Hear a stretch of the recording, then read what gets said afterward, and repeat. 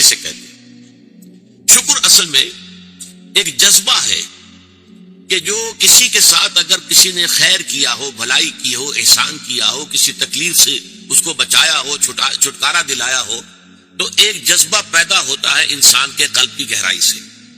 اب اسے ہم جذبہ تشکر کہیں گے، جذبہ امتنان کہیں گے. یہ قلب کی گہرائی سے ابھرتا ہے اور پھر زبان پر بھی آتا ہے. آپ کا شکریہ، میں آپ کا شکریہ ادا کرتا ہوں. یہ شکر جو ہے در حقیقت یہ فطرت کی صحت کی علامت ہے. اگر فطرت صحیح ہے تو شکر لازماً ہوگا، اور اگر شکر نہیں ہے تو معلوم ہوا کہ فطرت مسخ ہو چکی ہے. آپ کے ساتھ کسی نے بھلائی کی اور آپ کے اندر یہ جذبہ بھی پیدا نہیں ہوا. یہ تو حیوانات تک کے اندر ہے. آپ کسی پیاسے جانور کے سامنے پانی رکھیے، کوئی بکری ہو، کوئی اور ہو، کوئی گائے ہو، پیاسا ہو، بندھا ہوا ہے، وہ تو ادھر ادھر دوڑ کر اپنی پیاس پوری نہیں کر سکتا. بالٹی میں پانی رکھ دیجیے، وہ پی کر پھر وہ آنکھیں اٹھا کر آپ کو دیکھے گا. وہ جانور تو اس کی آنکھوں کے اندر سے آپ کو جذبہ تشکر چھلکتا ہوا نظر آئے. اسی معنی میں عجیب بات یہ ہے، عین، عین کہتے ہیں آنکھ کو، اور عین کہتے ہیں چشمے کو بھی. عرب کہتے تھے عین الشکرا، وہ چشمہ جس میں سے پانی خود بخود ابل رہا ہو، نکل رہا ہو نیچے سے، زمین سے ابلتا ہو، عین الشکرا. اور دابۃ الشکور کہتے تھے ایسے حیوان کو. آپ کے یہاں کو گائے ہے، بھینس سے بندھی ہوئی ہے، آپ اس کی ٹہل سیوا کر رہے ہیں، اچھی خوراک دے رہے ہیں، غذا دے رہے ہیں، نہلاتے بھی ہیں گائے بھینس کو، تو پھر اس کا ظہور اس کے بدن پر ہونا چاہیے، اس پہ فربہی آنی چاہیے. تو اس کو کہیں گے دابۃ الشکور. یہ شکر گزار جانور ہے کہ اس کے ساتھ جو بھلائی ہو رہی ہے، جو خیر ہو رہا ہے، اس کے نتائج اس پر ظاہر ہو رہے ہیں. تو یہ فطرت کی در حقیقت صحت کی علامت ہے. پرانی کہانی آپ نے بھی بچپن میں پڑھی ہوگی کہ غلام کہیں بھاگا ہوا تھا اور اسے راستے میں ایک جگہ اس نے دیکھا ایک شیر پڑا ہوا کراہ رہا ہے، اور اس کو شدید تکلیف سے اس کے پاؤں میں ایک کانٹا چبھا ہوا تھا. ظاہر بات ہے شیر نہیں نکال سکتا تھا اس کو. اس غلام نے اس کا کانٹا نکال دیا. اس شیر نے صرف اسے سونگھا اور چلا گیا. اس کے بعد وہ غلام پکڑا گیا، اور جیسے کہ ہوتا تھا رومن اور گریک دور میں کہ بھاگا ہوا غلام جب پکڑا جاتا تھا تو پھر شیروں سے پھڑواتے تھے اس کو. ان کے جو بڑے وہ ہوتے تھے، تو یہ اسٹیڈیمز بنے ہوئے ہوتے تھے، اس میں آ کر جو ہے اس غلام کو چھوڑ دیا، اور پھر بھوکا شیر جو ہے وہ پنجرے میں سے نکالا تاکہ وہ اس کو بھموڑے اور ختم کرے. تو اس نوجوان کو، اس غلام کو بھی پھینکا گیا. اس کے بعد جو شیر کا پنجرا کھولا تو شیر آیا، اس نے سونگا اور اس کو چھوڑ کر علیحدہ بیٹھ گیا. لوگ حیران ہوئے. معلوم ہے یہ وہی شیر تھا کہ جس کے پاؤں سے کانٹا نکالا تھا اس غلام نے، جبکہ وہ بھاگا پھر رہا تھا، چھپتا پھر رہا تھا جنگلوں میں. بہرحال یہ شے سمجھ لیجئے کہ شکر جو ہے در حقیقت یہ فطرت کی صحت کی علامت ہے. یہاں تک فرمایا حضور نے من لم یشکر الناس لا یشکر اللہ. یہ شکر ایسی شے ہے جو انسانوں کا شکر گزار نہیں ہے، وہ کبھی اللہ کا شکر گزار بھی نہیں ہو سکتا. فطرت مسخ ہو چکی ہے. کسی نے آپ کے ساتھ بھلائی کی اور آپ کے اندر سے وہ جذبہ تشکر ابھرا ہی نہیں، معلوم ہے فطرت کے سودے خشک ہو چکے ہیں. وہ کنواں جس کے اندر لانے والے پانی کے سودے خشک ہو چکے ہیں، پانی کہاں رہے گا اس میں؟ تو خالی کنواں ہے. تمہاری بھی فطرت جو ہے خالی ہو چکی ہے، اور تمہارے اندر وہ جو جذبہ تشکر موجود نہیں ہے، تو گویا کہ فطرت کے سودے خشک ہو چکے. اب اصل بات کیا ہے؟ اس فطرت کے بعد اصل منعم کو پہچاننا. اب دیکھیے، اس کو بھی ذرا غور سے سنیے میری بات کو. بچپن میں ہر بچہ یہ سمجھتا ہے کہ میرے حفاظت کرنے والے، میری ضروریات پوری کرنے والے، میری تکلیف پر تڑپ اٹھنے والے میرے والدین ہیں. اس سے آگے کا اسے بھی پتہ نہیں ہے، احساس نہیں ہے. لہذا جذبہ شکر جو ہے وہ والدین کی ذات کے ساتھ مرتکز ہو جاتا. اس سے ذرا آگے بڑھا، معلوم نہیں میرا کنبہ ہے، میرے چچا ہیں، میرے ماموں ہیں، میرے فلاں ہیں، میرے خود قبیلے کے لوگ ہیں، میری قوم ہے، میرا وطن ہے.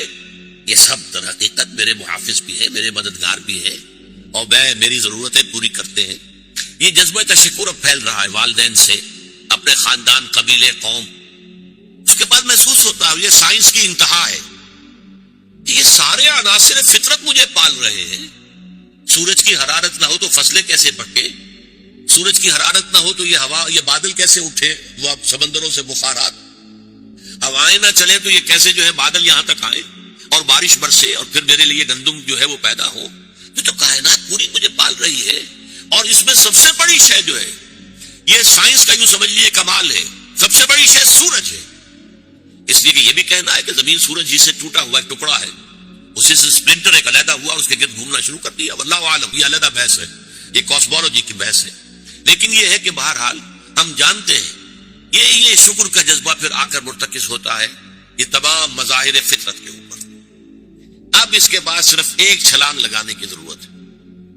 وہ چھلانگ جو حضرت ابراہیم نے لگائی تھی، سورہ انعام میں ذکر ہے، انہوں نے ایک تارے کو دیکھا تو کہا اچھا شاید یہ میرا رب ہے. جب وہ ڈوب گیا، غروب ہو گیا، تو نہیں میں تو غروب ہونے والے کو تو رب نہیں مان سکتا. پھر چاند کو دیکھا، وہ بڑا روشن تھا، بہت بڑا تھا، کیا یہ رب ہے؟ جب وہ بھی ڈوب گیا، کہا نہیں اگر میرے رب نے مجھے ہدایت نہ دی. پھر دیکھا سورج کو، ہذا اکبر، ہذا ربی، ہذا اکبر. فلما افلت، جب وہ بھی غروب ہو گیا تو پھر اس کے بعد جو چھلانگ لگائی انہوں نے کیا، انی وجہت وجہی للذی فطر السماوات والارض حنیفا.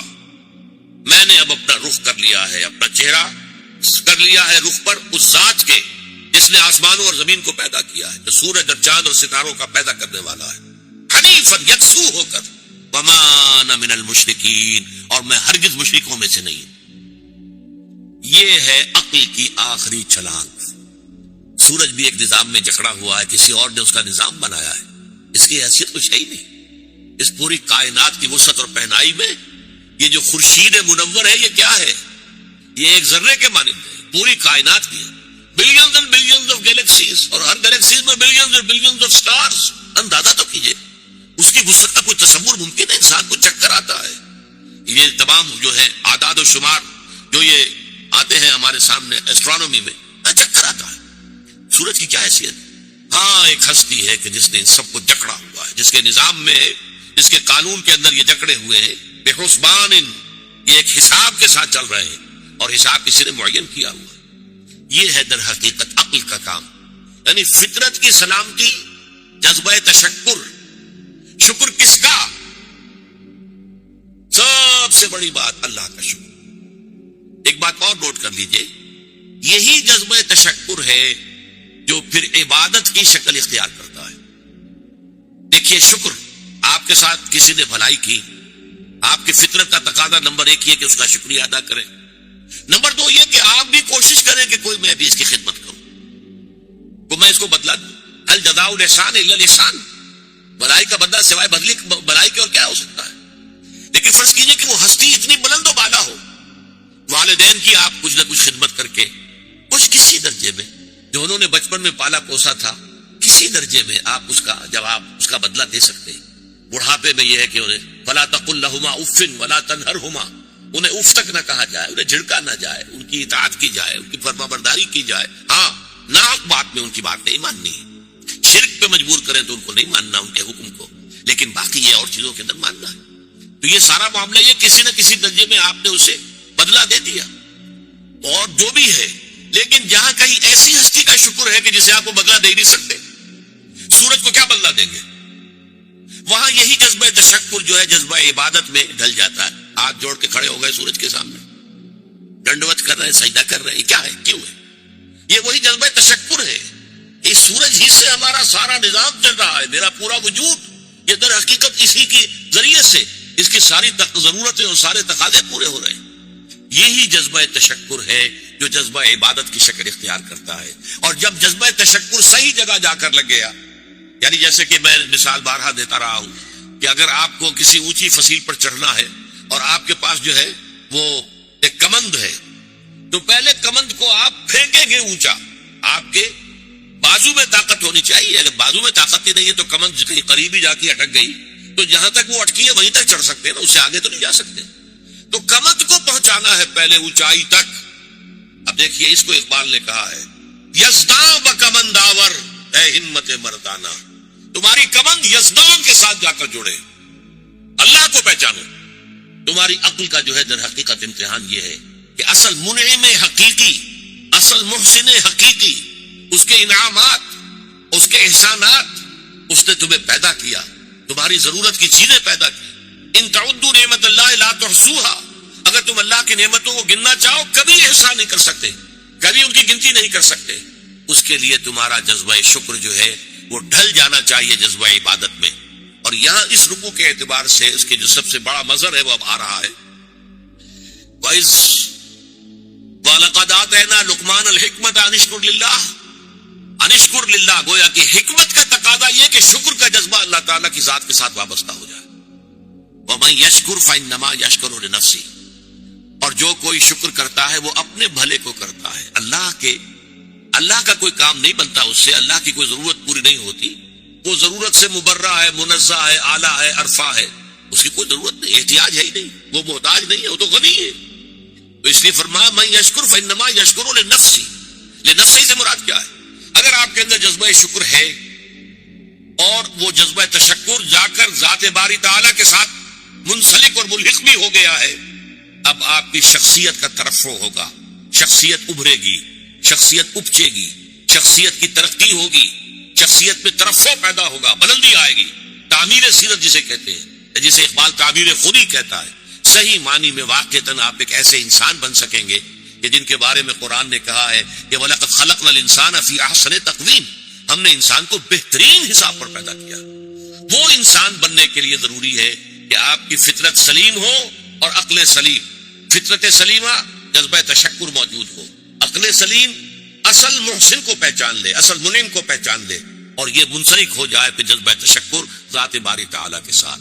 تو اس کا بھلا تمہیں کو پہنچے گا، تمہاری شخصیت کی تعمیر ہوگی، تمہاری خودی جو ہے وہ پختہ ہوگی، مضبوط ہوگی، تمہاری اپنی سیرت و کردار جو ہے اس کی نشو و نما ہوگی. وَمَن يَشْكُرْ فَإِنَّمَا يَشْكُرُ لِنَفْسِهِ وَمَن كَفَرَ، اور جو کفر کرے فَإِنَّ اللَّهَ غَنِيٌّ حَمِيدٌ، تو اللہ تو غنی ہے اور حمید ہے. کفر کے بھی لفظی معنی پہچان لیجئے. کفر کے لفظی معنی دبا دینا، چھپا دینا. اسی سے کفارہ بنا ہے. کفارہ، آپ سے گناہ ہو گیا ہے تو گناہ کا کفارہ ہے تاکہ گناہ جو ہے دب جائے، چھپ جائے، ختم ہو جائے، محو ہو جائے، گناہ کا اثر آپ کے نامہ اعمال میں باقی نہ رہے. کفارہ. تو اسی طریقے سے کہتے ہیں کہ جو کسان ہے عجب الکفار نباتہ ثم یہیج فتراہ مصفرا، سورہ حدید میں کسانوں کو کہا گیا. یہ کفار ہیں اس معنی میں کہ وہ دانہ جو ہے زمین میں چھپا دیتے ہیں تاکہ اس سے زمین سے پھر پودا نکلتا ہے. تو فطرت انسانی کے اندر سے ابھرنے والا جذبہ تشکر آپ نے دبا دیا.